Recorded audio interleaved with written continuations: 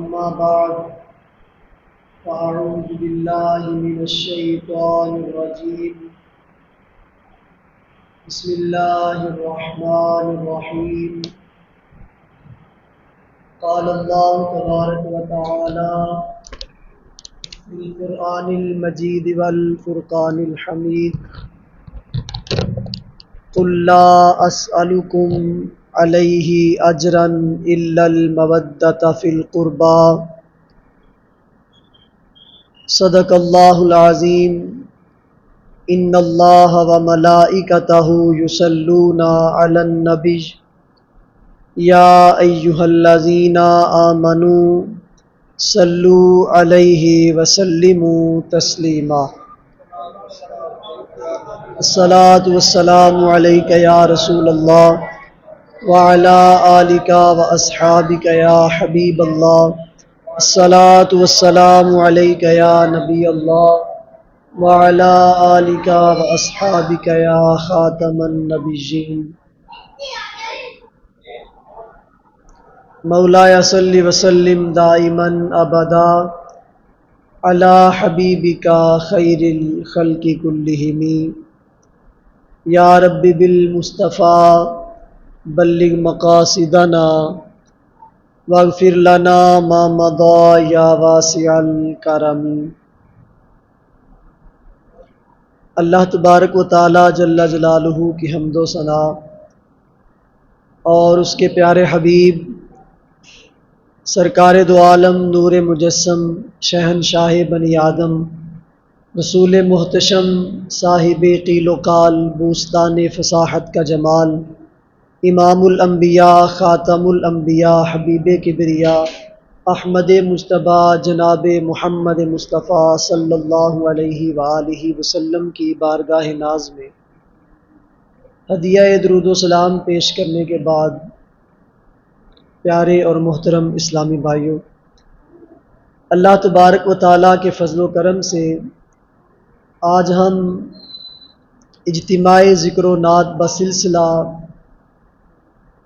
ذکر اہل بیت رسول رضوان اللہ تعالی علیہم اجمعین میں حاضر ہیں۔ اللہ کریم ہماری اس حاضری کو اپنی بارگاہ میں شرف قبولیت عطا فرمائے۔ مختصر سے وقت کے اندر میں نے چند باتیں آپ کے گوش گزار کرنی ہیں۔ آپ کے سامنے سورہ شورا کی ایک آیت کا کچھ حصہ میں نے تلاوت کیا ہے، جس میں اللہ تبارک و تعالی ارشاد فرماتا ہے قل لا اسألکم علیہ اجرا الا المودۃ فی القربى۔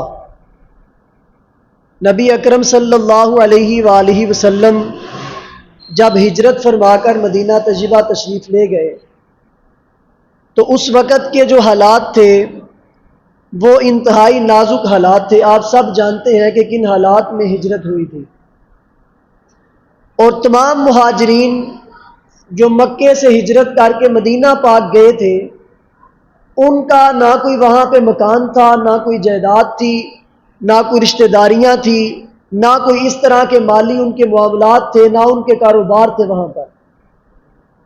تو وہاں جو انصار صحابہ اکرام تھے انہوں نے کچھ سامان جمع کیا، کچھ کھانے پینے کی اشیاء جمع کی، کچھ انہوں نے پیسے جمع کیے، اور کچھ زندگی گزارنے کی ضروریات جو ہیں وہ جمع کی، اور یہ جمع پونجی لے کر نبی اکرم صلی اللہ علیہ وسلم کی بارگاہ میں حاضر ہوئے۔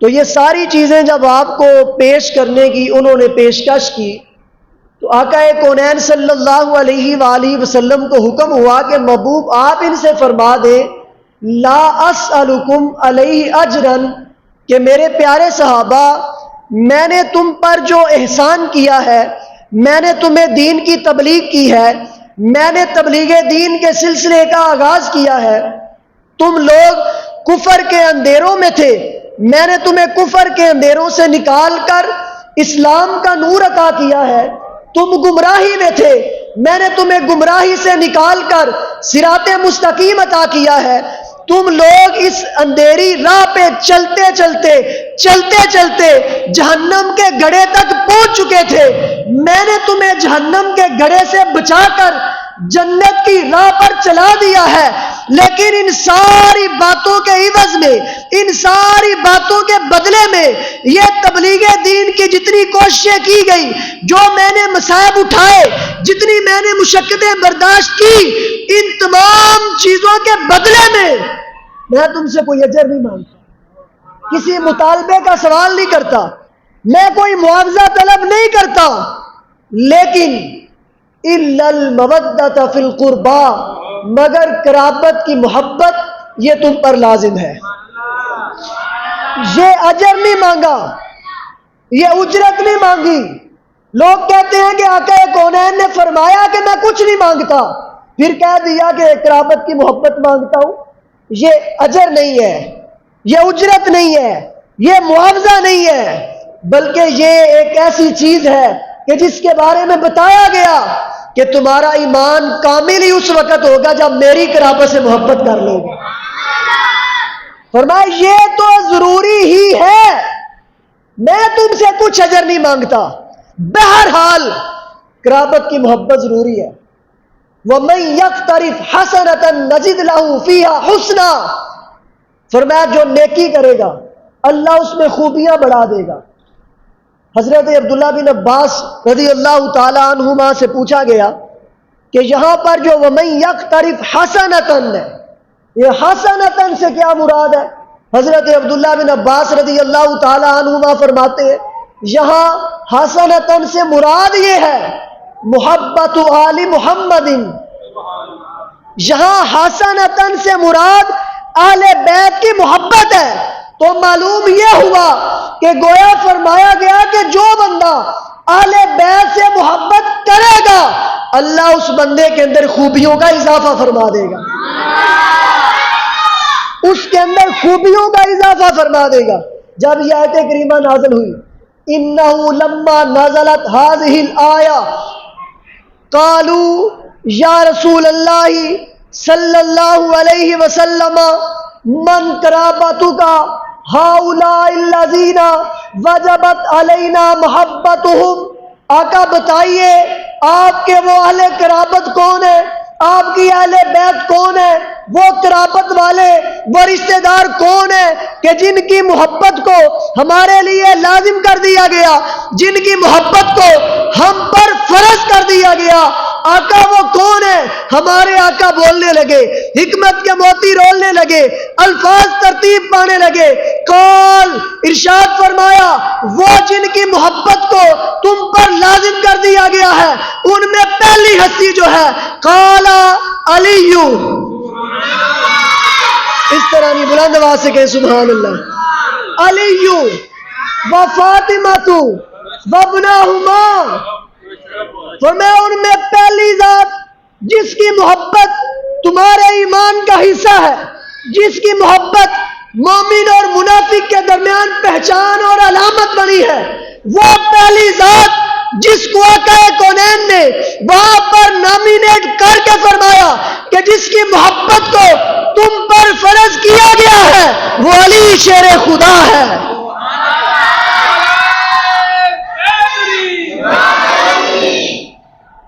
علی شیر خدا کون؟ علی شیر خدا کہ جن کے بارے میں ہمارے آقا فرماتے ہیں انتا منی و انا منکا، انت منی و انا منکا، من تو شدم تو من شدی، من تن شدم تو من شدی۔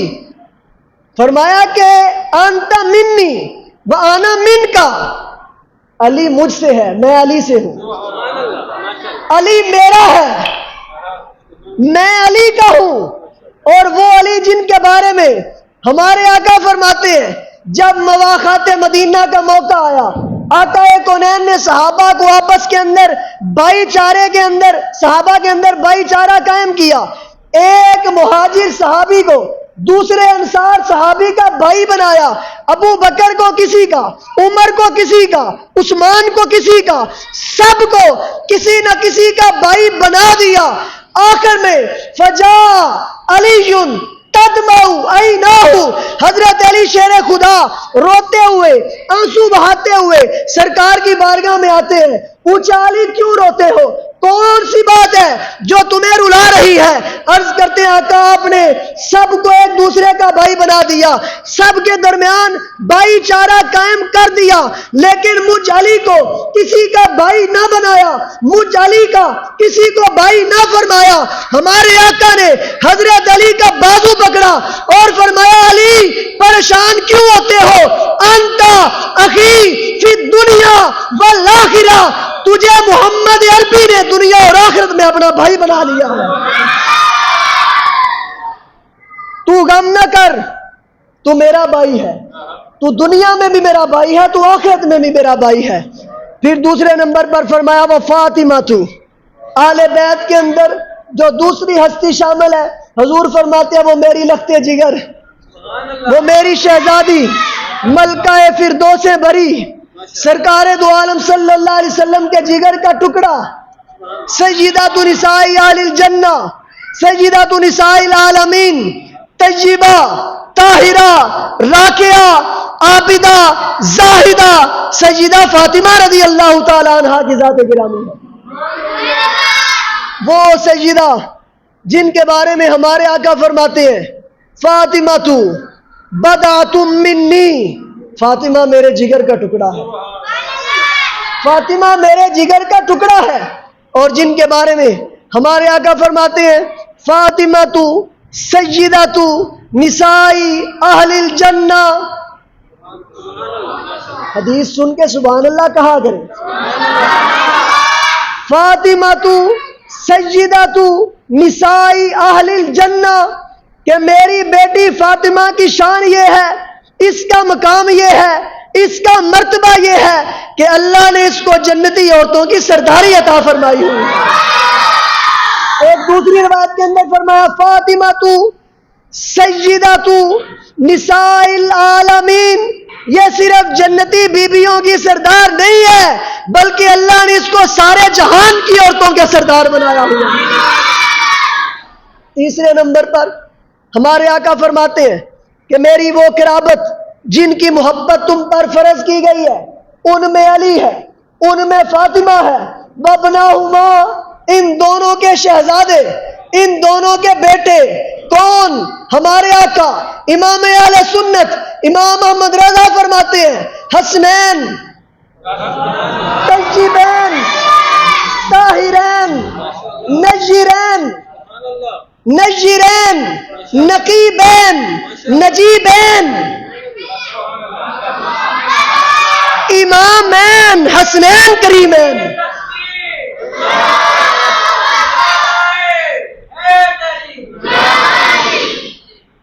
امامین حسنین کریمین، وہ کہ جن کی شان براء البراء ہے، جن کے بارے میں ہمارے آقا فرماتے ہیں ہما ریحانتایا فی الدنیا، فرمایا سنو میرا بیٹا حسن، میرا بیٹا حسین، یہ میرے دونوں شہزادے، یہ کوئی عام نہیں ہے، یہ دونوں دنیا میں میرے پھول ہیں. یہ آپ نے روایت پڑھی ہوگی، سنی ہوگی، پڑھی کہاں ہوگی؟ باہر کئی اشتہارات لگے ہوئے ہیں، ان کے اوپر یہ لکھی ہوتی ہے ہما ریحانتایا فی الدنیا، یہ دونوں دنیا میں میرے پھول ہیں. لیکن جب بیان کرتے ہیں تو کہتے ہیں آواز آئی کہ یہ دونوں دنیا میں میرے پھول ہیں، لیکن یہ نہیں بتائیں گے کہ آواز کس کی آئی تھی. یہ تمہیں سنی ہی بتا سکتا ہے کہ آواز کس کی آئی تھی. یہ صرف سنی بتائے گا کہ وہ آواز کس کی تھی. وہ کسی فرشتے کی آواز نہ تھی، وہ ہاتف غیبی کی آواز نہ تھی، وہ کسی جن کی آواز نہ تھی، بلکہ وہ آواز کس کی تھی؟ وہ بندہ جس نے اس روایت کو آقا کونین سے سنا اور پھر چھپایا نہیں ہے بلکہ امت تک پہنچایا ہے، وہ کوئی اور نہیں ہے، وہ فاروق اعظم کا لخت جگر عبداللہ بن عمر ہے کہ جو فرماتا ہے میں نے خود اپنے کانوں سے سنا ہے. ہمارے آقا فرماتے ہیں ہما ریحانتایا فی الدنیا، حسن و حسین دنیا میں میرے پھول ہیں، میرے شہزادے ہیں. جن کے بارے میں ہمارے آقا فرماتے ہیں الحسن والحسین سیدہ شباب اہل الجنہ. فرمایا حسن اور حسین یہ دونوں جنتی نوجوانوں کے سردار ہیں. یہ جنتی نوجوانوں کے سردار ہیں. اللہ نے ان کو سرداری عطا کی ہوئی ہے. اللہ نے ان کو مقام عطا کیا ہوا ہے. اللہ نے ان کو مقام رفیع عطا کیا ہے. ہمارے آقا فرماتے ہیں اللہ نے ان کو سرداری عطا کر دی ہوئی ہے. وہ اہل بیت جن کے بارے میں ہمارے آقا فرماتے ہیں کہ ان کی قرابت کی محبت تم پر لازم ہے. اللہ اکبر. اللہ تبارک و تعالیٰ نے ان کو کیسا مقام عطا کیا ہے. ہمارے آقا صلی اللہ علیہ وآلہ وسلم نے بڑے خوبصورت طریقے کے ساتھ اہل بیت کی محبت کو سمجھایا, ان کی اہمیت کو بیان کیا. حضور فرماتے ہیں ان النبی صلی اللہ علیہ وسلم قال لو ان رجلا صفن بین الرکن والمقام وصلى وصام ثم مات وهو مبغض لآل بیت محمد دخل النار. آپ سبحان اللہ نہیں کہتے. میری بات سنیں, یہ اپنی عادت بنائیں کہ جب آپ کے سامنے حدیث پڑھی جائے وہ الفاظ جو ہمارے آقا کی زبان اقدس سے نکلے ہیں تو وہ سن کر مچل جایا کریں. سبحان اللہ کہا کریں. ہم شعر سنیں, ہم کوئی مایہ سنیں تو اتنی اونچی آواز سے سبحان اللہ کہتے ہیں کہ پرلے محلے تک آواز جاتی ہے. لیکن جب حدیث بیان کی جاتی ہے, جب قرآن کی آیت پڑھی جاتی ہے, بلکہ میں تو کہتا ہوں کہ قرآن کے بعد حدیث رسول سے بڑھ کر کوئی کلام ایسا نہیں ہے جس پر وجد کیا جا سکے. کوئی کلام ایسا, کیونکہ جتنا بھی کلام پڑھا جائے گا وہ کسی بندے کا کلام ہوگا, کسی عالم دین کا کلام ہوگا, کسی صوفی کا کلام ہوگا, کسی مفتی اسلام کا کلام ہوگا. ان کی شان بڑی ہے, ان کا مقام بڑا ہے, لیکن آمینہ کے لال کی شان کا مقابلہ کون کر سکتا ہے؟ اس لیے میں چاہتا ہوں کہ میں یہ حدیث آپ کو دوبارہ سناؤں تاکہ آپ حدیث سنیں اور پھر آپ بلند آواز سے سبحان اللہ بھی کہیں. ان النبی صلی اللہ علیہ وسلم قال لو ان رجلا صفن بین الرکن والمقام وصلى وصام ثم مات وهو مبغض لآل بیت محمد دخل النار. ہمارے آقا فرماتے ہیں کہ کوئی بندہ ساری زندگی کعبے میں گزار دے, اس کے ایک طرف مقام ابراہیم ہو, دوسری طرف رکن اسود ہو, وہ رکن اسود اور مقام ابراہیم کے درمیان ساری زندگی ٹھہرا رہے, کعبے کے طواف کرتا رہے, آب زمزم پیتا رہے, حجر اسود کو بوسے دیتا رہے, صفا مروہ کی سعی کرتا رہے, وہ مقام ابراہیم پہ نفل پڑھتا رہے, وصلی نمازیں پڑھتا رہے, وصاما روزے رکھتا رہے, پھر وہ ماتا وہیں پہ مر جائے, پھر وہیں پہ مر جائے. سارے مسلمان دعا کرتے ہیں, خواہش کرتے ہیں یا اللہ وہاں پہ موت آئے, یا کعبہ سامنے ہو یا روضہ محبوب سامنے ہو. پھر وہ مقام کیسا مقام ہے کہ جس کے بارے میں ہمارے آقا فرماتے ہیں کہ اگر کوئی بندہ گھر سے حج کے لیے چلے, راہ میں اسے موت آ جائے, وہ تو مر گیا, قیامت تک اس کے نام